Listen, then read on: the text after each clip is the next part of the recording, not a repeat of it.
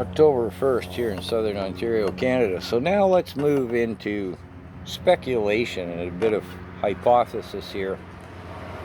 Although really it isn't.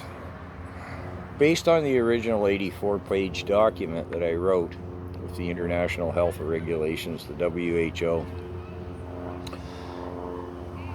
you don't have to read between the lines. You have to read the lines and add them up. It's clearly written. That should a country not be able to enforce within that country the WHO's, I've used the term edicts, we may as well use the term dictates, they will provide assistance to ensure full compliance of all the citizenry.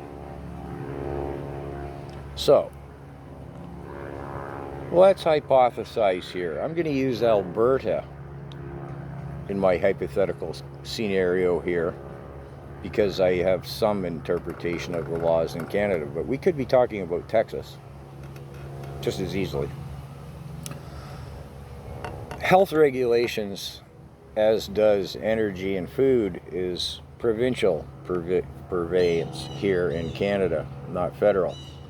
But the federal government has signed on and given complete control to the WHO. So let's say the WHO, again, this is all theory, conjecture, speculation, hypothesis, but let's say they said,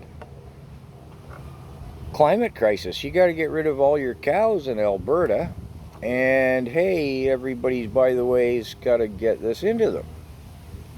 And the Albertans and the Albertan government, the premier of Alberta, maybe the governor of Texas, hey, we're just thinking out loud here, right?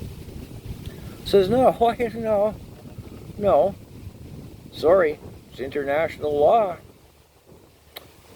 You got to get rid of your cows, and when we're coming to get you, we're going to give you something to boot, right?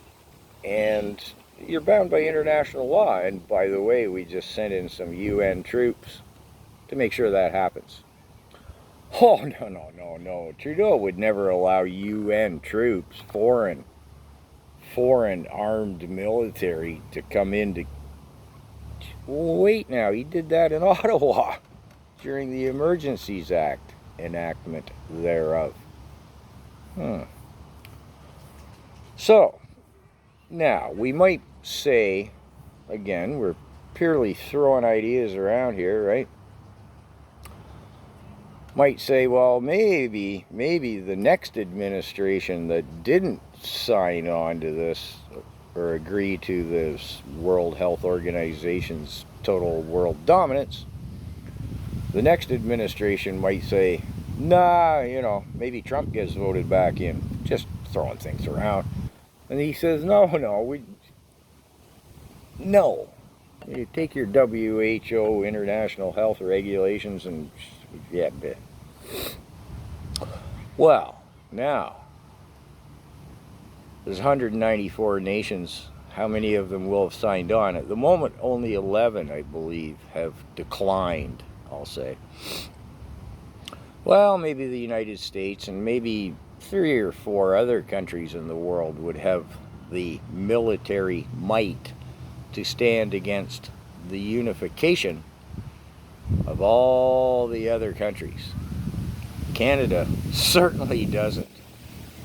We can't stand up against a stiff breeze militarily.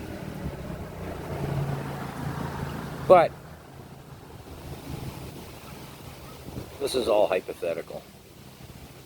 Well, my interpretation of it is hypothetical.